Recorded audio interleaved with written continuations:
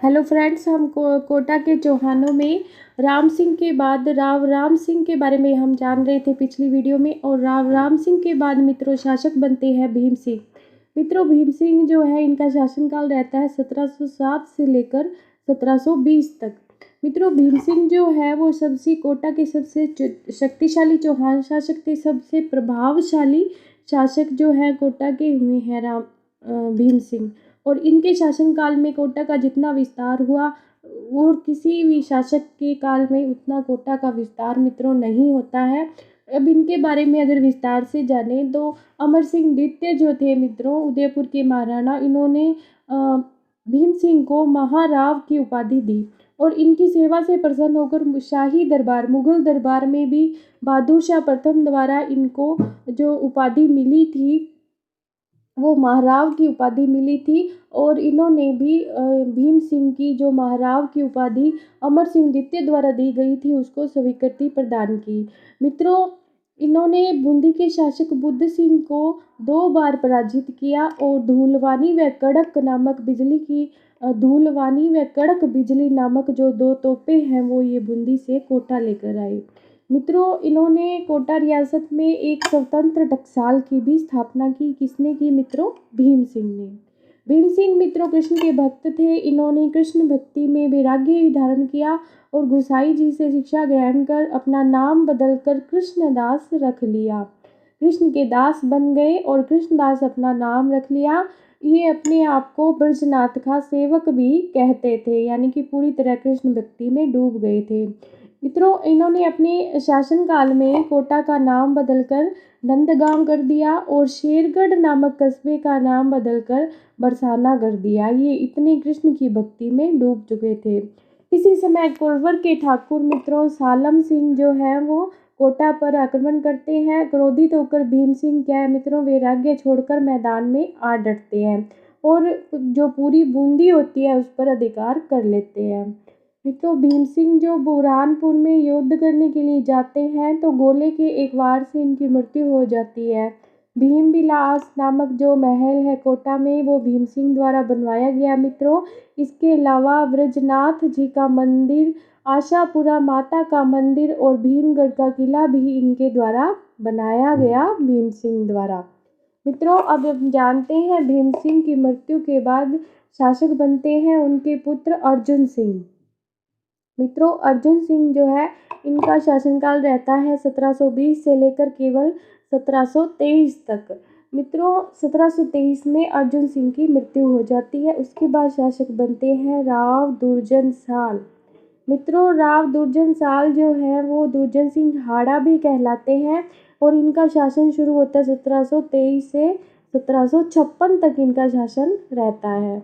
मित्रों दुर्जन सिंह हाड़ा जो है इनके शासनकाल में सबसे पहले 1738 में कोटा पर जो है मराठों का आतंक छा गया।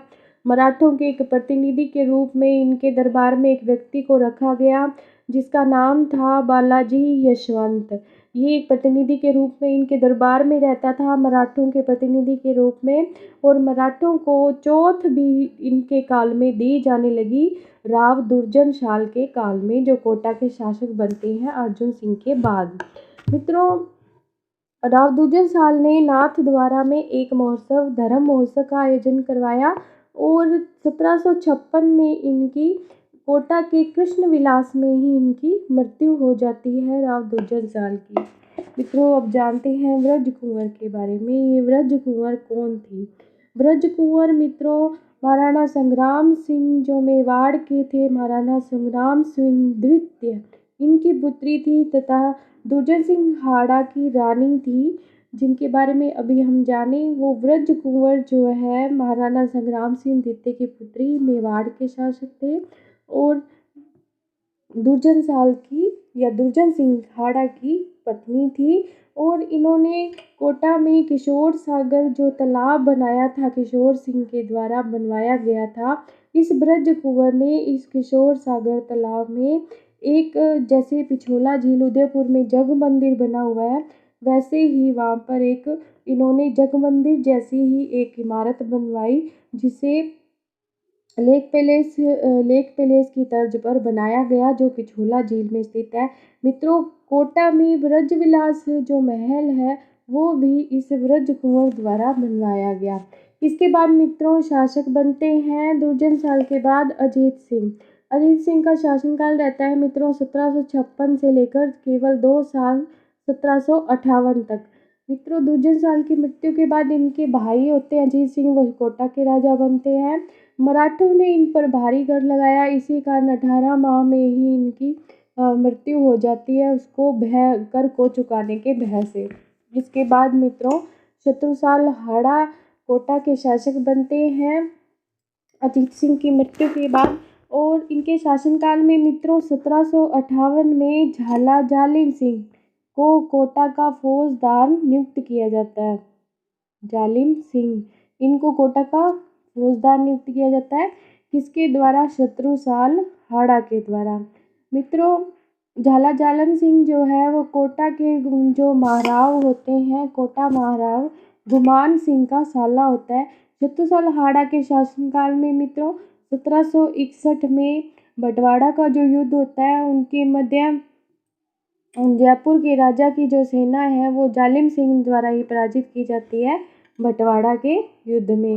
मित्रों, ये बंटवाड़ा का युद्ध का क्वेश्चन बनता है पेपर में कि बंटवाड़ा का युद्ध कब हुआ, तो 1761 में बंटवाड़ा का युद्ध हुआ। कोटा के झाला जालिम सिंह और जयपुर की सेना के मध्य ये युद्ध होता है और इसमें कोटा की सेना जो है वो जीत जाती है। मित्रों, जालिम सिंह ने पिंडारियों व मराठों के बीच में मित्रों मित्रता करवाई और कोटा की रक्षा की, पिंडारियों और मराठों के बीच में। मित्रों, जालिम सिंह को उदयपुर के महाराणा ने राज राणा की उपाधि से विभूषित किया और जालिम सिंह को कोटा राज्य का दुर्गादास राठौड़ भी कहा जाता है, क्योंकि इन्होंने कोटा राज्य के प्रति पूर्ण निष्ठा से अपने कर्तव्य का पालन किया। जालिम सिंह ने मित्रों 1818 में ईस्ट इंडिया कंपनी के साथ सहायक संधि की और उस सहायक संधि में 2 बातें जोड़ी कि कोटा के जो शासक है उमेद सिंह को महाराव का जो पद है वो उनको परमानेंटली दिया जाएगा और उनके वंशजों को महाराव का पद, जो कोटा के महाराव का पद है, वो दिया जाएगा। और दूसरी जो बात थी वो ये थी कि जालिम सिंह और उसके वंशजों को आजीवन जो है वो दीवान बनने का अधिकार दिया जाएगा। ये जो सहायक संधि की जो बातें थी उनमें 2 बातें जालिम सिंह द्वारा दी गई। इसके साथ ही मित्रों 1818 में कोटा के चौहानों का, हाड़ा चौहानों का गौरवपूर्ण जो इतिहास है वो समाप्त हो जाता है। धन्यवाद मित्रों। Please like, subscribe and share.